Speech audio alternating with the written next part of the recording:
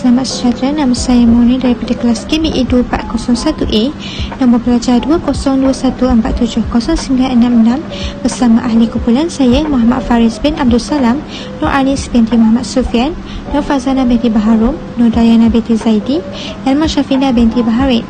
Kami daripada kumpulan 5 ingin membentangkan pembentangan yang bertajuk epistemologi.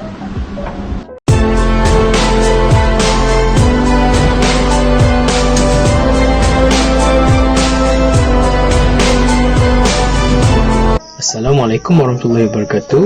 Jadi hari ini saya akan mulakan pembentangan kumpulan kami dengan bercerita berkaitan pengenalan, iaitu definisi epistemologi. Baiklah, epistemologi adalah cabang falsafah yang berkaitan dengan mengkaji sifat, asal dan kesahihan pengetahuan. Kata epistemologi terdiri daripada kata-kata Yunani iaitu episteme yang bermaksud pengetahuan, dan juga logos yang diterjemahkan sebagai kajian atau sains. Oleh itu, epistemologi bertujuan untuk memberi jawapan kepada soalan seperti apa itu pengetahuan, adakah ia berasal dari akal atau pengalaman, bagaimana kita menentukan bahawa apa yang kita fahami memang benar, dan apa yang kita capai dengan kebenaran ini. Jadi itu saja untuk definisi bagi epistemologi. Saya akan membentangkan bagaimana kita mengetahui epistemologi. Sifat ingin tahu itu selalu muncul dengan pertanyaan seperti siapa, di mana, apa, bagaimana, mengapa dan pelbagai lagi kata tanya yang lain. Hasil pemikiran manusia ini dapat diperoleh cukup hanya dengan menanyakan jawapan atau sesuatu masalah kepada orang lain, melakukan pemerhatian ataupun dengan cara lainnya yang seterusnya akan membuahkan pengetahuan. Pengetahuan dikumpulkan dengan tujuan untuk menjawab permasalahan kehidupan yang dihadapi manusia setiap hari dalam kehidupannya. Pengetahuan pula kemudiannya akan disusun, maka cara menyusun pengetahuan tersebut disebut epistemologi dan landasan ilmu epistemologi disebut metod ilmiah. Epistemologi berasal dari bahasa Yunani yang bermaksud pengetahuan. Kata tersebut terdiri daripada dua suku kata, iaitu logik yang bererti pengetahuan dan epistemologi yang bermaksud tentang pengetahuan. Jadi bagaimana kita mengetahui? Maka dapatlah dikatakan bahawa epistemologi merupakan pengetahuan tentang pengetahuan. Saya akan menerangkan mengenai konsep ilmu dalam Islam. Dari sudut etimologi, ilmu merupakan perkataan bahasa Arab iaitu alimah yang bererti mengetahui atau perbuatan yang bertujuan untuk mengetahui sesuatu dengan sebenarnya. Menurut Ibnu Mansur dalam lisan Al-Arab, al-ilm bermaksud yang pertama, ilmu merujuk kepada sifat Allah yang Maha Mengetahui. Yang kedua, lawan kepada sifat jahil. Ketiga, mengetahui sesuatu yang bermaksud mengenalinya. Dan yang terakhir sekali, ilmu dengan pengertian al-alam yang membawa maksud, tanda atau alamat. Seterusnya, dari sudut terminologi pula, menurut Profesor Syed Muhammad Naqib Al-Atas, ia menghadirkan konsep ilmu yang berasaskan kepada worldview Islam yang tauhidi, sehingga konsep tersebut jelas berbeza dengan konsep-konsep yang datang dari Barat. Ini kerana seiring dengan berjalannya waktu, umat Islam lebih cenderung untuk memilih mengadopsi konsep ilmu pengetahuan Barat kerana dianggap lebih maju dan dewasa. Konsep ini juga merujuk kepada Tuhan sebagai asal dan sumber ilmu. Dia yang mengurniakan ilmu kepada sesiapa yang dikehendakinya. Konsep ini juga menerangkan bahawa manusia makhluk paling kreatif, proaktif dan interaktif dalam usaha mencari ilmu dan mengamalkannya untuk kebahagiaan di dunia dan di akhirat. Dan konsep ini juga menerangkan wujud hubungan ilmu dan hakikat kejadian manusia yang ada unsur rohani dan jasmani, iaitu pertama, ilmu santapan rohani, iaitu media wahyu atau dikenali sebagai ilmu nakli. Dan kedua, ilmu santapan jasmani, iaitu media pengalaman, pengamatan dan penelitian atau lebih dikenali sebagai ilmu akli. Dalam tajuk epistemologi ini juga terdapat 4 jenis kaedah untuk mendapatkan ilmu. Antaranya ialah panca indera, akal, intuisi ataupun ilham, dan akhir sekali adalah wahyu. Panca indera. Panca indera merupakan pengetahuan yang diperoleh manusia melalui 5 jenis panca indera, iaitu mata, hidung, kulit, telinga dan juga lidah.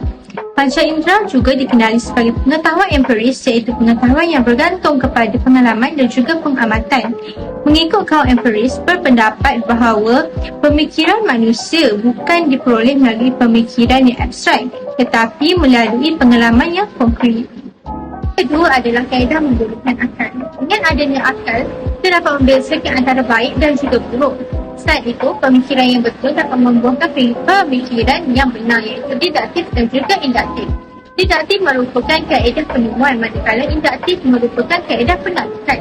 Dalam konsep akal ini juga, kita dapat menyentuh mengenai rasionalisme. Rasionalisme merupakan kelompok yang mengagungkan penggunaan akal. Seterusnya adalah kaedah intuisi ataupun ilham. Intuisi ataupun ilham merupakan pengetahuan yang diperoleh tanpa melalui proses pemikiran. Selain itu juga, ia juga berlaku dalam keadaan tidak sepenuhnya sedar, iaitu ketika tidak difikirkan atau dikendaki. Contohnya, apabila seseorang individu ini memfokuskan sesuatu masalah, tetapi pada akhirnya ia dapat menyelesaikan masalah itu secara sendiri tanpa melalui proses-proses berfikir yang tertentu. Akhir sekali adalah kaedah wahyu. Wahyu merupakan sumber pengetahuan yang disampaikan Tuhan kepada insan yang terpilih ataupun manusia yang tertentu. Sumber wahyu ini merupakan bersifat mutlak dan juga merupakan sumber yang tertinggi kepada umat Islam. Sebagai contoh, wahyu diturunkan daripada Allah SWT kepada Nabi Muhammad SAW melalui malaikat Jibril. Teori kebenaran ilmu mempunyai 4 bahagian, iaitu yang pertama ialah teori koresponden, yang kedua ialah teori koherensi ataupun teori konsisten, yang ketiga ialah teori pragmatik dan yang keempat adalah agama dan tradisi. Teori kebenaran koresponden ialah kebenaran adalah kesesuaian ataupun sepadan antara pernyataan idea tentang kenyataan realiti ataupun fakta. Benar atau salah itu terletak pada kesesuaian antara subjek apa yang diketahui dan objek realiti sebagaimana adanya objek tersebut. Bermakna, suatu pernyataan adalah benar jika isi kandungannya bersesuaian dengan objek. Terdapat 5 unsur yang perlu dipenuhi, iaitu yang pertama pernyataan, yang kedua iaitu kesesuaian, yang ketiga ialah situasi, yang keempat ialah kenyataan dan yang kelima iaitu keputusan. Teori koresponden ini terdapat kelemahan yang tersendiri, iaitu contohnya bagaimana kita boleh membuat perbandingan antara idea dengan teori jika kita tidak berhadapan dengan realiti ataupun realiti tersebut tidak jelas contohnya atau kabur. Contoh pernyataan bagi teori koresponden adalah apabila seseorang itu mengatakan bahawa Shah Alam sedang banjir ataupun Shah Alam terletak di Selangor, maka pernyataan itu adalah benar dan diterima disebabkan kandungan pernyataan itu sesuai dengan objek ataupun realiti yang sememangnya Shah Alam sedang banjir dan Shah Alam terletak di Selangor. Yang kedua pula iaitu teori kebenaran koheren.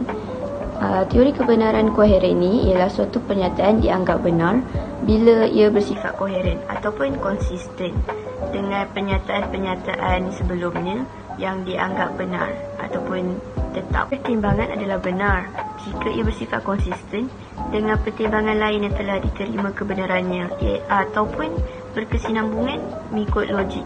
Dan kebenaran adalah persetujuan antara idea dengan idea sebelumnya ataupun keputusan dengan keputusan sebelumnya yang dianggap logik. Teori ini akan dianggap benar jika boleh dibuktikan melalui uji kaji, dan jika sebaliknya, jika bertentangan dengan maklumat baharu, maka teori ini akan digugurkan ataupun dibatalkan secara terus. Contoh pernyataan bagi teori kebenaran konsisten ataupun koherensi iaitu semua kehidupan pasti akan merasai mati. Itu adalah pernyataan yang benar. Teori yang ketiga iaitu teori pragmatik adalah teori kebenaran yang memiliki kriteria sesuatu pengetahuan adalah benar apabila memiliki kegunaan yang praktikal atau bermanfaat dalam kehidupan sehariannya. Contoh teori pragmatik adalah prinsip Bernoulli, di mana prinsip Bernoulli merupakan salah satu teori penting di dalam dinamik bendalih yang mengaitkan kelajuan bendalih dengan tekanannya. Prinsip Bernoulli ini adalah bermanfaat kepada manusia dan ia boleh dianggap benar kerana mempunyai kegunaan yang praktikal oleh setiap manusia dalam kehidupannya. Dan yang keempat pula adalah agama dan tradisi. Agama merupakan kebenaran mutlak yang bersumberkan dari Tuhan dan dihayati dengan keimanan dan kepercayaan. Manakala tradisi pula adalah manusia mempunyai tanggungjawab sepanjang hayatnya dan untuk melaksanakannya maka usaha keilmuan adalah jelas dan dilakukan ataupun diusahakan sepanjang hidup. Kesinambungan tradisi ilmu adalah berkesinambungan ilmu dengan mengetahui hazanah ilmu generasi terdahulu. Dalam tajuk epistemologi, terdapat beberapa klasifikasi dan pembahagian ilmu yang dapat kita lihat, iaitu terbagi kepada dua klasifikasi ilmu dan klasifikasi ilmu dalam Islam. Dalam konsep klasifikasi ilmu, terdapat beberapa bahagian ilmu yang dapat dipelajari seperti ilmu sains tulen dan ilmu sains kemanusiaan. Dalam ilmu sains tulen, termasuklah ilmu fizik, ilmu biologi dan ilmu kimia. Bagi ilmu sains kemanusiaan pula, ianya lebih kepada isu semasa atau sastera yang merangkumi pelbagai ilmu seperti ekonomi, pendidikan dan linguistik. Klasifikasi ilmu dalam Islam pula lebih mendorong kepada ilmu berkenaan keagamaan dan ilmu diklasifikasikan kepada dua bahagian, iaitu ilmu nakli dan ilmu akli. Ilmu nakli merupakan ilmu yang berasaskan wahyu. Ilmu nakli ini dikira sebagai sumber wahyu yang sahih kerana mempunyai bukti yang kukuh mengenai sesuatu perkara tersebut. Contoh ilmu nakli adalah ilmu yang berasaskan wahyu seperti kitab dan hadis yang diturunkan kepada Nabi Muhammad SAW. Ilmu akli pula merupakan ilmu yang berasaskan akal fikiran manusia, eksperimen dan pengalaman. Ilmu akli adalah ilmu yang boleh dipersoalkan dan boleh berubah mengikut keadaan dan peredaran masa. Antara contoh ilmu akli adalah ilmu yang berasal daripada akal manusia, daripada ilmu sains fizik dan ilmu sains gunaan. Dari pandangan Imam Al-Ghazali pula, beliau membahagikan ilmu kepada dua bahagian, iaitu ilmu fardu ain dan ilmu fardu kifayah yang wajib dipelajari oleh semua Muslim. Ilmu-ilmu ini mengandungi ajaran-ajaran mengenai akidah, syariah, akhlak dan sebagainya. Sumber fardu ain adalah merangkumi ilmu nakli, manakala sumber ilmu fardu kifayah pula lebih kepada ilmu akli.